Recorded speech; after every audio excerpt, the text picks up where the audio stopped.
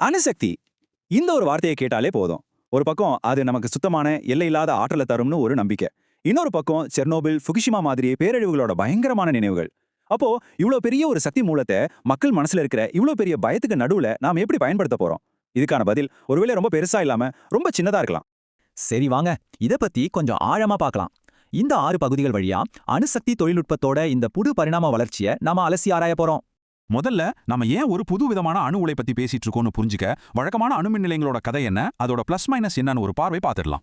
யோசிச்சு பாருங்க, அணுசக்திங்கிறது காலநிலை மாற்றத்துக்கு எதிரான நம்மளோட போராட்டத்துல ஒரு முக்கியமான ஆயுதம். ஏன்னா இதுல இருந்து கார்பன் உமிழ்வு ரொம்ப ரொம்ப குறைவு. அதே சமயம் 24x7 மின்சாரம் கிடைக்கும். ஆனாலும் பல வருஷங்களா இந்த டெக்னாலஜியோட நாம ஏன் ஒரு போராட்டம் நடத்திக்கிட்டு இருக்கோம்? இந்த முரண்பாடு தான் புதுசா யோசிக்கிறதுக்கு வழி அமைச்சிருக்கு. ஒரு பக்கம் பார்த்தா நம்பகமான சுத்தமான ஆற்றல் பாதுகாப்புன்னு நிறைய நன்மைகள் இருக்கு. ஆனா இன்னொரு பக்கம் பார்த்தா அதோட பிரச்சனைகள் அதை விட பெருசு. பல பில்லியன் டாலர் செலவு, ஒரு ஆலையை கட்டி முடிக்க பல 10 வருஷங்கள் ஆகுது. அதுக்கு மேல பொதுமக்கள் மனசுல இருக்கிற பாதுகாப்பு பயம், அப்புறம் இந்த கதிரியக்கர் கழிவை என்ன பண்றதுங்கிற தீராத கேள்வி. இதனால தான் ஒரு மாற்று தேவைப்படுது. இந்த இடத்துல தான் நம்ம கதைக்கு ஒரு புது ஹீரோ என்ட்ரி கொடுக்கறாரு. சிறிய மாடுலர் உலைகள், சுருக்கமா சொன்னா எஸ்எம்ஆர்கள். அணுசக்தியோட எல்லா நல்ல விஷயங்களையும் எடுத்துக்கிட்டு அதோட கெட்ட விஷயங்களை குறைக்கிற ஒரு தீர்வா இதை பாக்குறாங்க. அப்போ இந்த எஸ்எம்ஆர்னா என்ன? சிம்பிளா சொல்லணும்னா இது வழக்கமான அணு உலைகளோட குட்டி வெர்ஷன். ஒரு பெரிய அணு உலை 1000 மெகாவாட் மின்சாரம் தயாரிக்கும்னா ஒரு எஸ்எம்ஆர் வெறும் 300 மெகாவாட் அல்லது அதுக்கும் குறைவா தான் தயாரிக்கும். ஆனா அதோட உண்மையான ஸ்பெஷாலிட்டி சைஸ்ல மட்டும் இல்ல. அந்த மாடுலருங்கிற வார்த்தையில தான் விஷயமே இருக்கு. ஒரு பெரிய அணு உலைய அந்த இடத்துல பல வருஷம் கஷ்டப்பட்டு கட்டுறதுக்கு பதிலா எஸ்எம்ஆர்களோட பாகங்களை ஒரு ஃபேக்டரியில செஞ்சு லாரிலியோ ரயிலையோ கொண்டு வந்து தேவைப்படுற இடத்துல பொருத்திடலாம். இது கட்டுமான நேரத்தையும் செலவையும் பயங்கரமா குறைக்க வாய்ப்பு இருக்கு. இந்த ஒப்பீட்ட பார்த்தாலே உங்களுக்கு வித்தியாசம் பளிச்சுன்னு புரியும். சின்ன இடம், கம்மியான பவர் அவுட்புட், ஆனா ரொம்ப வேகமான தியாரிப்படி செலவு குறைவான கட்டமைப்பு. இது அணுசக்தியோட பொருளாதார கணக்கையே மாத்தி அமைக்கக்கூடிய ஒரு ஐடியா. சரி, இந்த புதுவிதமான குட்டி உலைகளை வச்சு என்னெல்லாம் பண்ணலாம்? இதோட சாத்தியங்கள் வெறும் கரண்ட் தயாரிக்கிறதோட முடியல. எஸ்எம்ஆர்களோட சின்ன சைஸும் தேவைக்கேத்த மாதிரி மாத்திக்க முடிகிற தன்மையும் பல புது பயன்பாடுகளுக்கு வழிவகுக்குது. கரண்ட் லைனே போகாத மலை கிராமங்கள், பழைய நிலக்கரி ஆலைகளுக்கு பதிலா இதை வைக்கிறது, கடல் தண்ணியை குடிநீராக்குறது, ஏன் சுத்தமான ஹைட்ரஜன் எரிபொருளை தயாரிக்கிறது வரைக்கும் இதோட பயன்பாடுகள் ரொம்பவே அதிகம். இத ஒரு நிஜ உலக கண்ணோட்டத்துல பாப்போமே.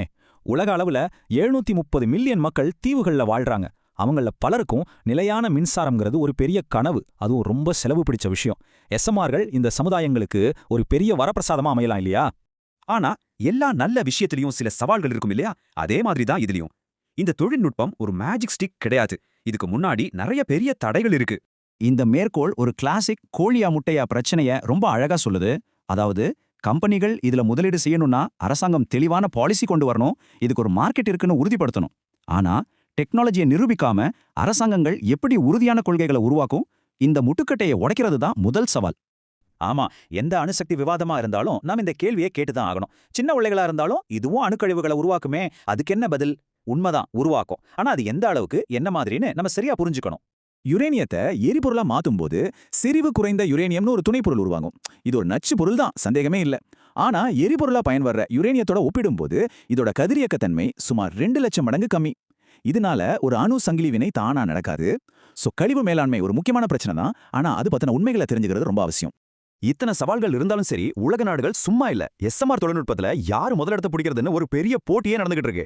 இது வெறும் டெக்னாலஜி போட்டி மட்டும் இல்ல, எதிர்கால ஆற்றல் சந்தையை யார் கட்டுப்படுத்த போறாங்கன்ற போட்டியும் கூட. ரஷ்யா ஏற்கனவே ஆர்டிக் பகுதியில ஒரு மிதக்கும் எஸ்எம்ஆர் ஆலையை ஓட்டிட்டு இருக்காங்க. சீனா உலகத்திலேயே முதன்முறையா நிலத்துல ஒரு வணிக ரீதியான எஸ்எம்ஆரை இயக்கி அடுத்தடுத்து கட்டிட்டே இருக்காங்க. அமெரிக்கா, இங்கிலாந்து போன்ற நாடுகளும் பெரிய பெரிய கம்பெனிகளோட சேர்ந்து இந்த போட்டியில ரொம்ப தீவிரமா இருக்காங்க. இது ஒரு குளோபல் ரேஸ்.